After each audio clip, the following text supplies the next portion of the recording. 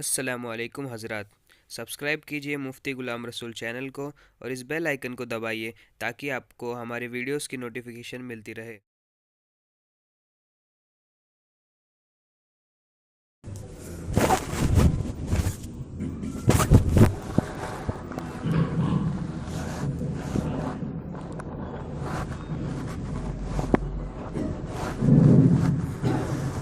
السلام علیکم ورحمۃ اللہ وبرکاتہ۔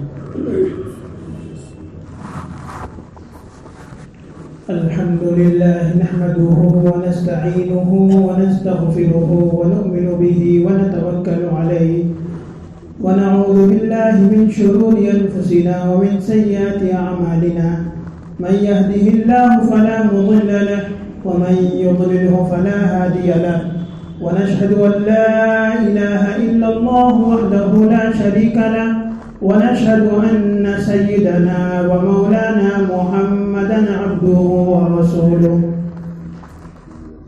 قال الله تعالى في القرآن المجيد: ولقد آتينا لقمان الحكمة أن اشكر لله. وقال النبي صلى الله عليه وسلم: من رأى منكم منكرا فليغيره بيده، فإن لم يستطع فبلسانه، فإن لم يستطع فبقلبه، وذلك أضعف الإيمان. اللہ تبارک و تعالیٰ کا احسان عظیم ہے کہ اللہ تبارک و تعالیٰ نے ہمیں پھر سے ایک جمعہ نصیب فرمایا۔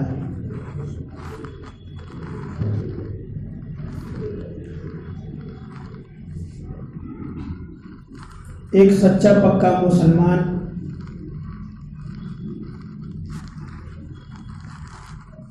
اس کی ہمیشہ یہ کوشش رہتی ہے کہ ہر وقت اللہ کی اطاعت و بندگی میں لگا رہے،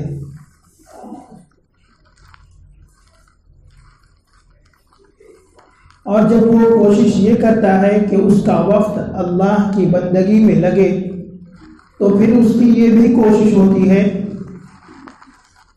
کہ اپنی ذات کے علاوہ اپنی اولاد، اپنے اہل و عیال اور ماتحتوں کی بھی دینی فکر کی جائے۔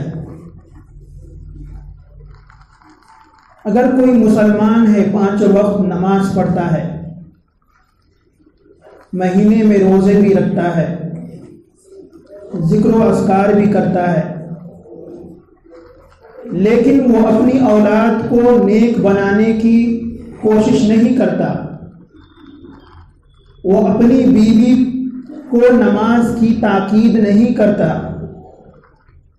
وہ اپنے ماتحتوں پر اللہ کے احکام کو نافذ کرنے کی کوشش نہیں کرتا ہے، تو خواہ وہ کتنا بڑا دیندار ہو، وہ سچا پکا مسلمان نہیں ہو سکتا۔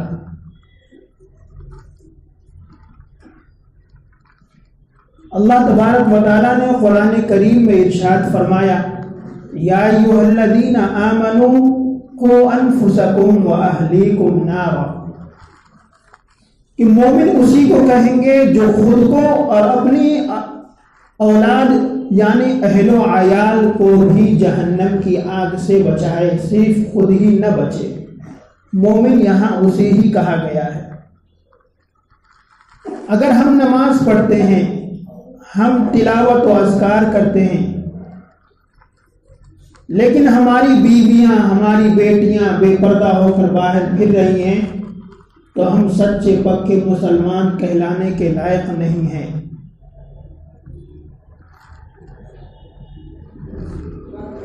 اللہ تبارک و تعالیٰ نے جہاں بہت سی قوموں کا تذکرہ اپنی کتاب میں فرمایا، بہت سے انبیاء کا تذکرہ اپنی کتاب میں فرمایا، وہیں بہت سے اللہ والوں کا ذکر بھی اپنی کتاب قرآن مجید میں فرمایا۔ انہی اللہ والوں میں سے ایک ہیں حضرت لقمان علیہ السلام۔ حضرت لقمان علیہ السلام یہ نبی نہیں ہے، کیونکہ حدیث میں ہے، حضرت قتادہ رضی اللہ عنہ فرماتے ہیں، ان کی روایت ہے کہ اللہ تبارک و تعالیٰ نے حضرت لقمان علیہ السلام کو اختیار دیا تھا، نبوت لے یا حکمت۔ حضرت لقمان علیہ السلام نے حکمت کو اختیار کیا، نبوت کو پسند نہیں فرمایا۔ کسی نے پوچھا آپ نے نبوت کو کیوں نہیں لیا جبکہ اتنا بڑا مقام اور اتنا بڑا مرتبہ ہے نبوت کا، اللہ تبارک و تعالیٰ نے آپ کو اختیار دیا تھا، آپ نے کیوں نہیں پسند فرمایا؟ تو حضرت لقمان علیہ السلام نے فرمایا کہ اگر اللہ تبارک و تعالیٰ اپنی طرف سے یہ عطا کرتے بغیر میرے اختیار کے تو میں اس کو لے لیتا۔ اللہ تبارک و تعالیٰ نے مجھے اختیار دیا ہے، اس لیے میں نے حکمت کو پسند کیا، اس لیے اس معنی کر کہ نبوت کو اگر میں پسند کر لیتا، نبوت کو اختیار کر لیتا تو پھر اللہ کی مدد اتنی شامل حال نہیں ہوتی۔ اگر میری نبوت میں کوتاہی ہوتی تو اس کا ذمہ دار میں ہوتا۔ اگر اللہ تبارک و تعالیٰ نبوت اپنی طرف سے دیے ہوتے جس طرح دیگر انبیاء علیہ السلام کو دیے ہیں تو پھر اللہ تبارک و تعالیٰ کی مدد اور نصرت میرے ساتھ شامل حال ہوتی اور میری نبوت کا ذمہ اللہ کے سپرد ہوتا۔ تو اللہ تبارک و تعالیٰ نے انہیں بہت حکمت عطا کی تھی۔ حکمت کسے کہتے ہیں؟ حکمت کہتے ہیں اصابت رائے، درست رائے دینا، صحیح مشورہ دینا، صحیح رہنمائی کرنا،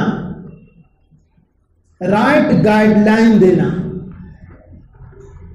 اس کو کہتے ہیں اصابت رائے۔ اور اللہ تبارک و تعالیٰ نے آپ صلی اللہ علیہ وسلم کو جو طریقے دیے تھے اس میں ایک یہ بھی تھا، جو چیزیں عطا فرمائی تھی وَيُعَلِّمُهُمُ الْكِتَابَ وَالْحِكْمَةَ، کہ حکمت کی باتیں بھی سکھلائی جائے۔ تو حضرت لقمان علیہ السلام کو اللہ تبارک و تعالیٰ نے حکمت و دانائی عطا کی تھی۔ حکمت جہاں انسان کی سوچ ختم ہو جاتی ہے وہاں سے حکمت کی سوچ شروع ہوتی ہے۔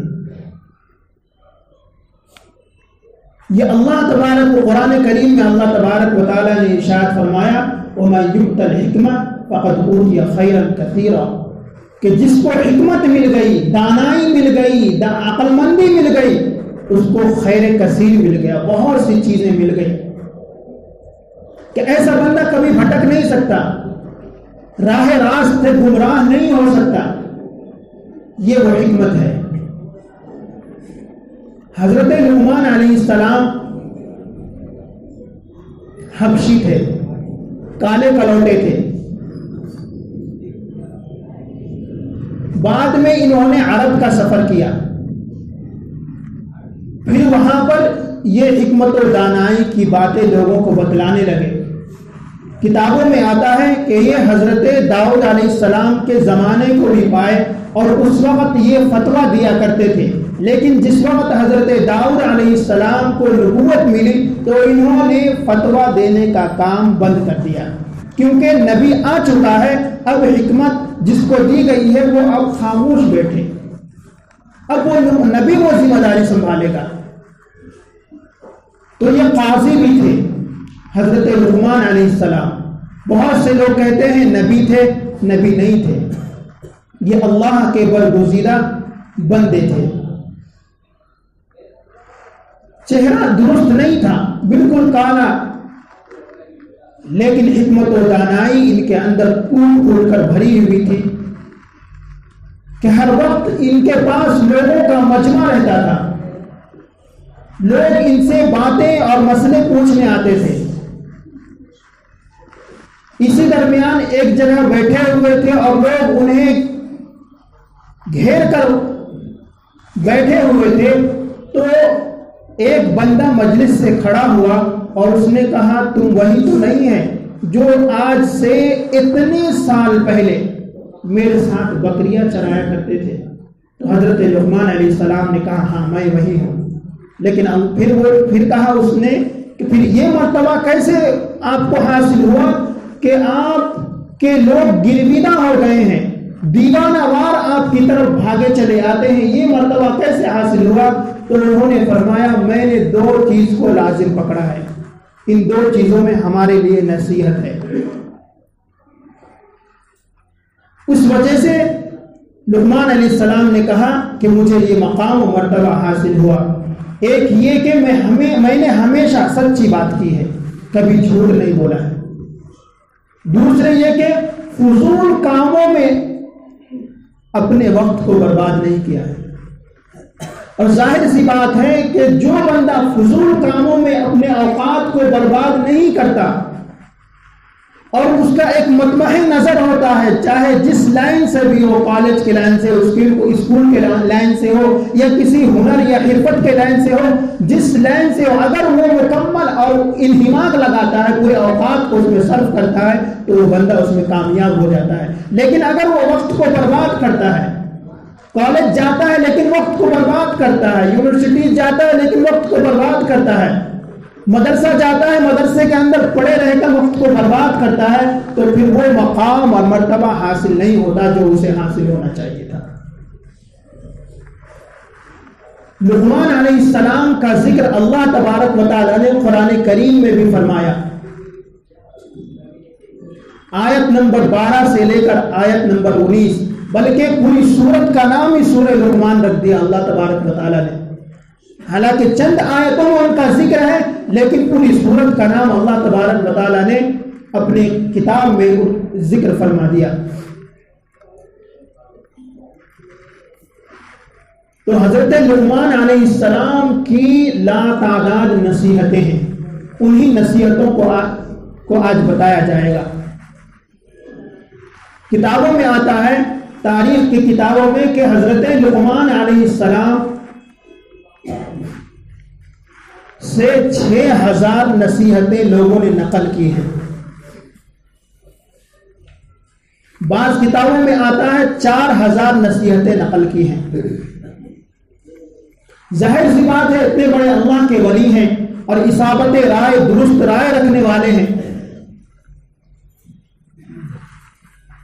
تو چند چیزوں کو اور چند مشوروں کو اور چند باتوں کی جو نصیحتوں کو اللہ تبارک و تعالیٰ نے اپنی کتاب میں بھی جگہ دی ہے. اللہ تبارک و تعالیٰ نے قرآن کریم میں پہلے ارشاد فرمایا وَلَقَدْ آتَيْنَا لُقْمَانَ الْحِكْمَةَ أَنِ اشْكُرْ لِلَّهِ، کہ ہم نے لقمان کو حکمت عطا کی تھی اور اس بات کی تاکید کی تھی کہ أَنِ اشْكُرْ لِلَّهِ، کہ اللہ کا شکر ادا کرو. وَمَنْ يَشْكُرْ فَإِنَّمَا يَشْكُرُ لِنَفْسِهِ وَمَنْ كَفَرَ فَإِنَّ اللَّهَ غَنِيٌّ حَمِيدٌ، کہ جو بندہ اللہ کا شکر ادا کرتا ہے تو اس کی ذات کے لیے وہ فائدہ مند ہوتا ہے، اور جو اللہ کی ناشکری کرے گا تو اللہ تبارک و تعالیٰ تو بے نیاز ہے. اللہ تبارک و تعالیٰ کی ذات میں کوئی چیز اضافہ نہیں ہو جائے گی اس کے شکر کرنے سے، یا اللہ تبارک و تعالیٰ کے مرتبے میں کچھ بڑھوتری نہیں ہو جائے گی. خود آپ صلی اللہ علیہ وسلم نے فرمایا کہ شکر ادا کرو، کہ شکر سے کیا ہوتا ہے، نعمتیں بڑھتی ہیں، جو مصیبتیں آنے والی ہوتی ہیں وہ رک جاتی ہیں. اللہ تبارک و تعالیٰ نے جتنی دولت عطا کی ہے، جتنی بھی دی ہے، ان پر ہم اللہ کا شکر ادا کریں. شکر کرنے سے اللہ تبارک و تعالیٰ ان نعمتوں میں اضافہ دیتا ہے. ناشکری کرنے سے اللہ تبارک و تعالیٰ اس میں کمی کر دیتے ہیں. اکثر عورتیں ناشکری کرتی رہتی ہیں. آپ صلی اللہ علیہ وسلم نے فرمایا عورتوں سے کہ اے عورتوں، تم لوگوں کی تعداد میں نے جہنم میں زیادہ دیکھی ہے مردوں کے مقابلے میں. عورتوں نے پوچھا یا رسول اللہ کس وجہ سے؟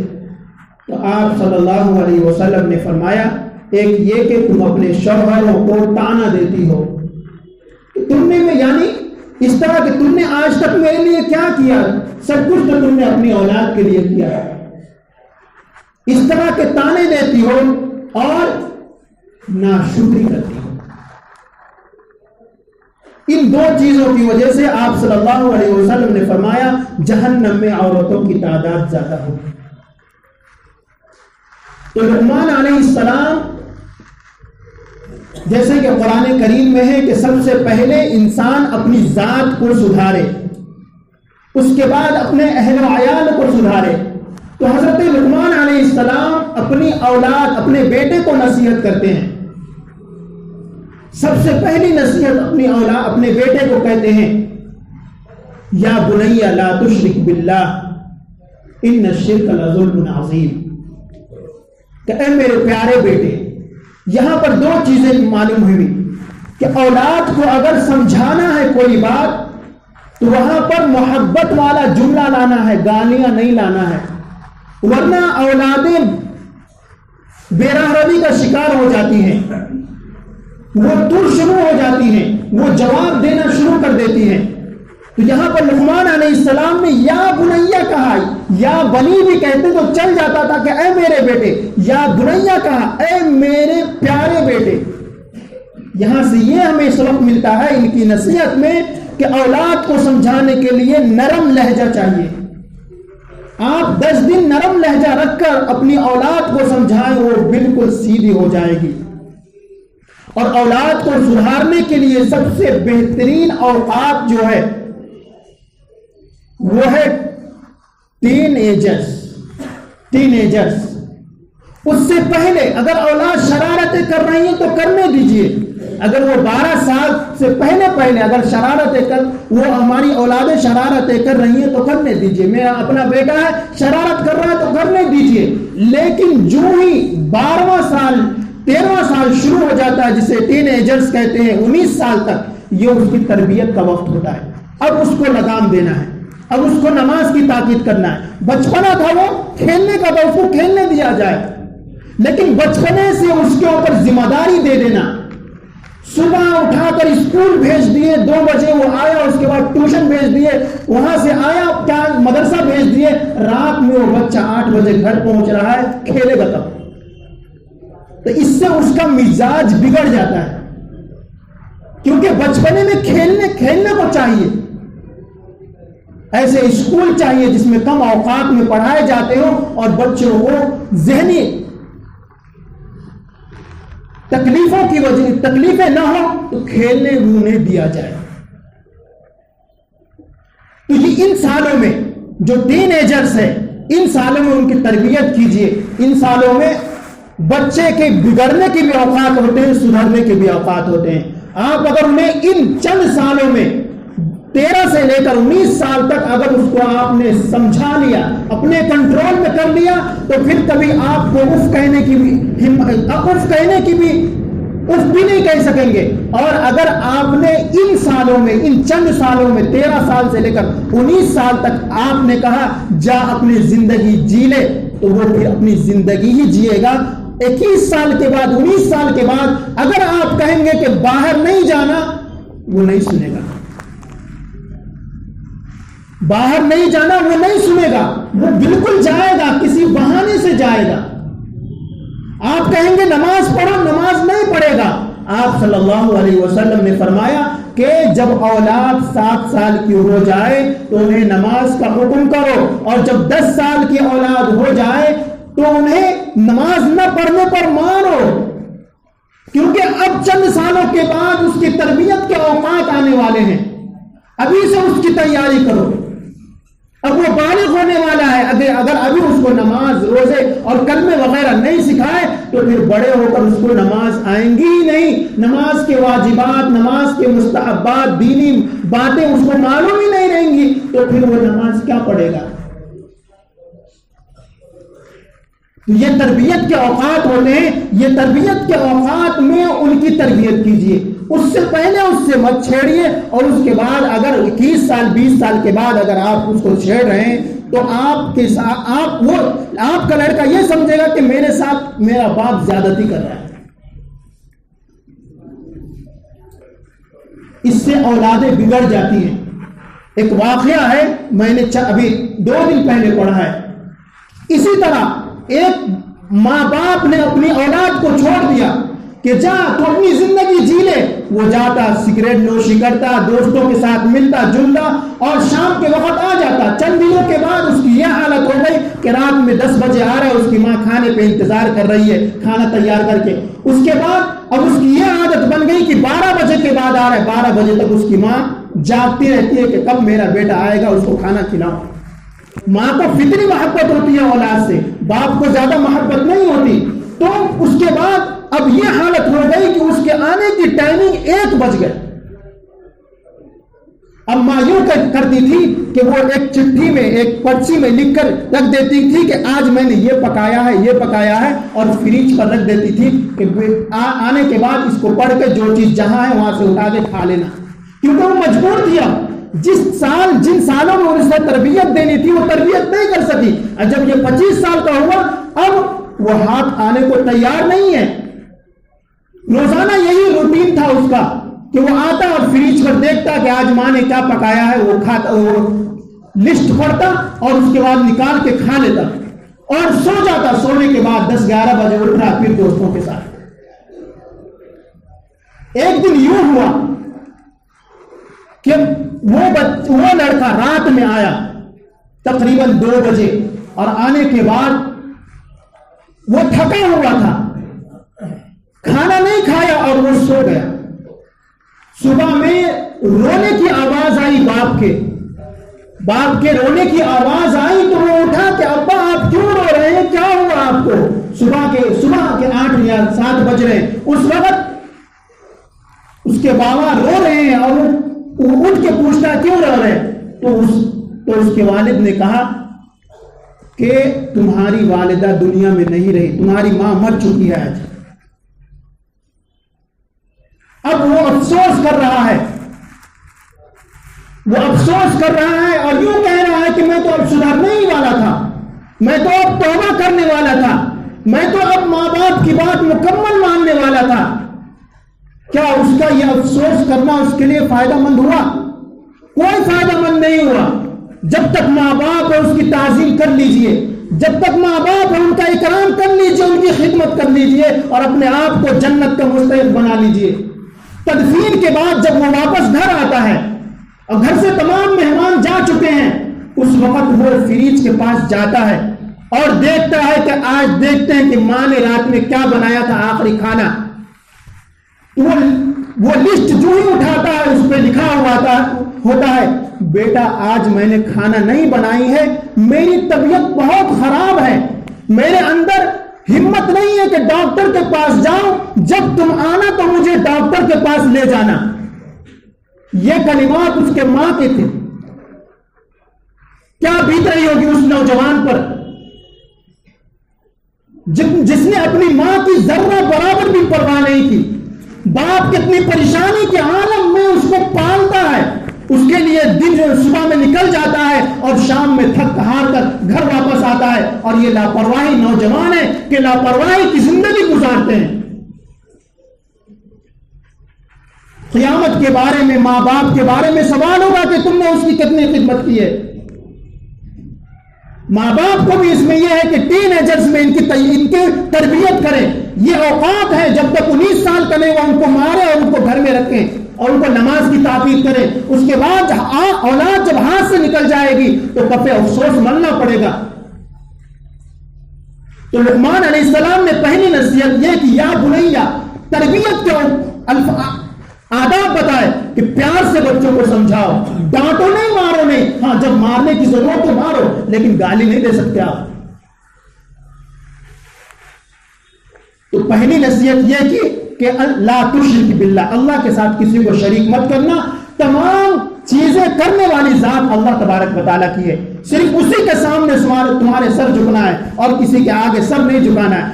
دوسری نصیحت یہ کہ میں اختصار کے ساتھ کر رہا ہوں. دوسری نصیحت یہ کہ اے میرے دوسری نصیحت کہ اپنے اللہ تبارک و تعالیٰ نے ان کے ذریعے وہیں پہ ذکر فرمایا وَوَصَّيْنَا الْإِنسَانَ بِوَالِدَيْهِ، کہ ہم نے وصیت کی بلکہ تلقین کی کہ اپنے ماں باپ کے ساتھ احسان کا معاملہ کرو. اس لیے کیوں؟ اس لیے کہ وہ کمزوری کی حالت میں 9 مہینے تمہیں پیٹ میں رکھا ہے. ماں نے 9 مہینے کمزوری کی حالت میں پیٹ میں رکھا ہے. ان ایام میں وہ نہ سو سکتی تھی صحیح سے، نہ کھانا صحیح سے بنا سکتی تھی، نہ چل سکتی تھی، پاؤں بھر جاتے تھے، پاؤں میں چوٹیاں آ جاتی تھی. وہ تکلیف، پھر اس کے بعد 2 سال تک دودھ پلانا، یہ تکلیف. تو ماں باپ کے ساتھ احسان سلوک کرنا. تیسری چیز، حضرت لقمان علیہ السلام نے اپنے بیٹے سے فرمایا یا بنیا، اے میرے پیارے بیٹے، اقیم الصلاۃ، کہ نماز کو قائم کرنا. کیا کرنا؟ نماز قائم کرنا. نماز پڑھنا الگ ہے، نماز قائم کرنا الگ ہے. نماز پڑھنا کہتے ہیں کہ وقت ہوا گھر میں ہی پڑھ لی. نماز قائم کرنا کہتے ہیں وقت ہوا مسجد آئے. نماز قائم کرنا کہتے ہیں آفس میں اذان ہوئی مسجد کی طرف جانے کی کوشش کیجیے. ایسے آفس ڈھونڈیے جہاں آپ کو جانے کی اجازت ہو، آفس سے مسجد تک. نماز قائم کرنا کہتے ہیں کہ نماز کے اندر مکمل دھیان اللہ کی طرف ہو. خیر، حضرت لقمان، میں قرآن کی آیت کو چھوڑ کے میں ان کی جو اہم نصیحتیں ہیں وہ میں بتانے جا رہا ہوں کہ لقمان علیہ السلام نے اپنے بیٹے سے کہا کہ میرے پیارے بیٹے، میں نے 4000 نصیحتوں میں سے تمہارے لیے 4 نصیحتوں کو تاکید کرتا ہوں، اس کو لازم پکڑنا. اس کو لازم پکڑ لو گے تو تم بہترین انسان بن جاؤ گے. 4000 نصیحتوں میں سے آخری ٹائم پہ وصیت کر رہے ہیں، بالکل جانے کا وقت ہے، اس وقت کہہ رہے 4 چیزوں کو لازم پکڑنا میرے بیٹے. پہلی چیز، وَاحْفَظْ عَيْنَكَ فِي بُيُوتِ النَّاسِ، کہ اپنی آنکھوں کی حفاظت کرنا جب تمہیں کسی کے گھر جانا ہو. جب تم کسی کے گھر میں داخل ہو تو اپنی آنکھوں کی حفاظت کرنا، آنکھیں نیچی کر لینا. اس لیے کہ عورتیں اس وقت گھروں میں ہوتی ہیں، سر کے اوپر دوپٹہ یا پلو نہیں رہتا ہے، اس وقت اپنی نگاہوں کو نیچی کر لینا.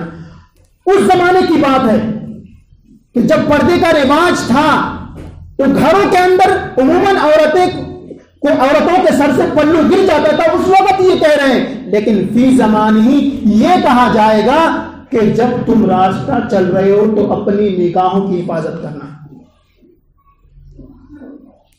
کیونکہ اکثر برائی جو نوجوانوں میں جنم لیتی ہے وہ آنکھوں کی وجہ سے ہوتی ہے.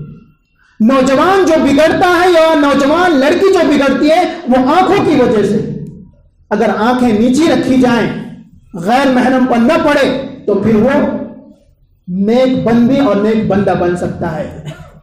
دوسری نصیحت حضرت لقمان علیہ السلام نے اپنے بیٹے سے کی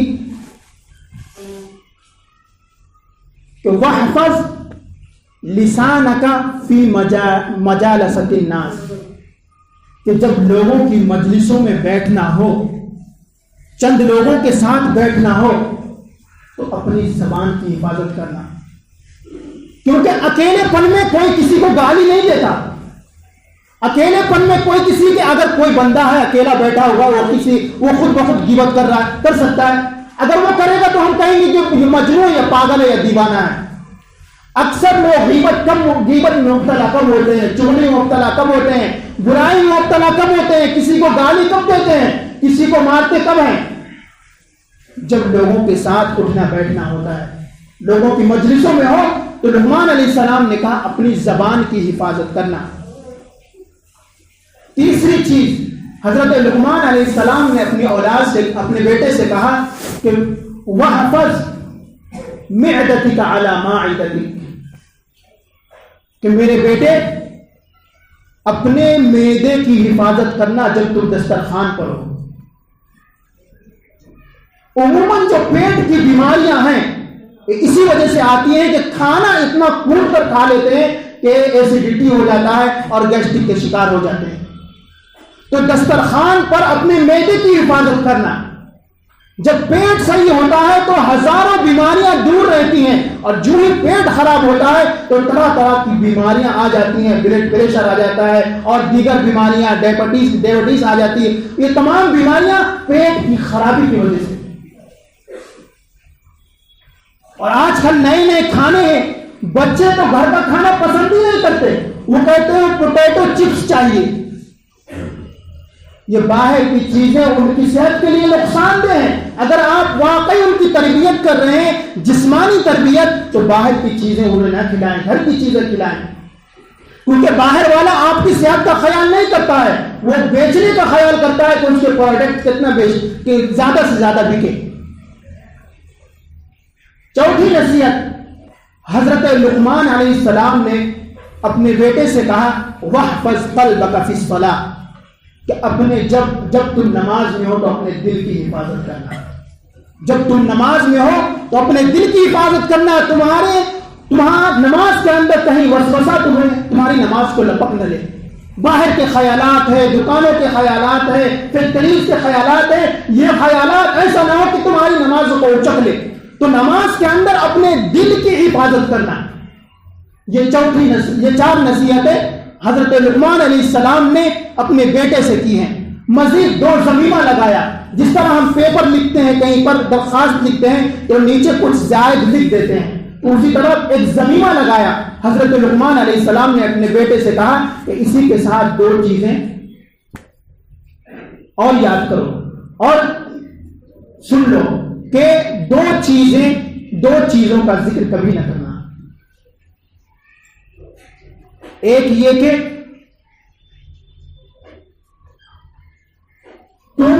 تمہارے ساتھ کوئی برائی کا معاملہ کرے تو اس کو معاف کر دینا، اس کا ذکر نہیں کرنا۔ اور دوسری بات کہ جب تم کسی پر احسان کرو تو اس کا ذکر بھی نہیں کرنا۔ ایسا ہوتا ہے کہ ہم کسی کی مدد کر چکے ہوتے ہیں، لیکن 10 لوگوں کا بولتے ہیں کہ ہم نے اس کی مدد کی، ارے اس کے آڑے وقت میں کام آیا، آج اس نے دھوکہ دے دیا۔ تو یہ احسان جتلانا ہوا جس کا کوئی ثواب نہیں ملتا، جس کا کوئی بدلہ نہیں ملتا، تو یہ احسان نہیں جتلانا۔ اور لقمان علیہ السلام نے کہا بیٹے اور 2 چیز یاد رکھنا، یہ آخری بات ہے کہ بیٹے اور 2 چیز یاد رکھنا، کہ پہلی بات یہ کہ 2 چیزوں کو کبھی نہ بھولنا، ہمیشہ اس کو یاد رکھنا۔ پہلی چیز یہ کہ اپنے رب کو کبھی نہیں بھولنا۔ اس نے تمہیں ہاتھ دیے بغیر ریکویسٹ کے، اس نے تمہیں آنکھیں دی بغیر ریکویسٹ کے، اس نے 2 پیر دیے بغیر درخواست کے۔ کیا ہم نے درخواست کی تھی اللہ تبارک و تعالیٰ سے کہ ہمیں دنیا میں بھیجنا؟ تو یہ تمام نعمتیں جس کی کروڑوں اگر بیچا جائے تو کروڑوں روپے آتے ہیں، کروڑوں سے کیا اربوں میں روپے آتے ہیں، کیا ان کی ہم ریکویسٹ کی تھی یہ تمام چیزیں دینا؟ تو اپنے رب کو نہ بھولنا۔ دوسرے یہ کہ میرے بیٹے موت کو کبھی نہ بھولنا، کہ موت ایسی چیز ہے وہ کسی کو چھوڑی نہیں ہے، اگر کوئی بھول بھی گیا اسے تو اس کو بھی وہ لے کے رہتی ہے، اور کوئی بھی یاد بھی رکھا تو اس کو بھی وہ لے کے رہتی ہے۔ جو یاد رکھا وہ اپنی زندگی کو بنا لیتا ہے، جو اپنی موت کو بھول جاتا ہے وہ اپنی زندگی کو برباد کر لیتا ہے، وہ نفسانی خواہشات میں بہک جاتا ہے، وہ اپنے دل کی باتوں کو مانتا ہے، رب کی باتوں کو نہیں مانتا۔ یہ تمام نصیحتیں ایسی ہیں جو آج کی ہر اولاد کو فالو کرنی چاہیے، اور ہر ماں باپ کو یہ طریقہ بچے کی تربیت کرنے میں، یہ طریقہ ہر ماں باپ کو، ہر پیرنٹس کو فالو کرنی چاہیے۔ اللہ تبارک و تعالیٰ سے دعا ہے کہ اللہ تبارک و تعالیٰ ہمیں کہنے اور سننے سے زیادہ عمل کرنے کی توفیق عطا فرمائے۔ وآخر دعوانا الحمد للہ رب العالمین۔ سنت ادا کر دیجیے، پہلے صفحے درست کر دیجیے، سامنے آ کے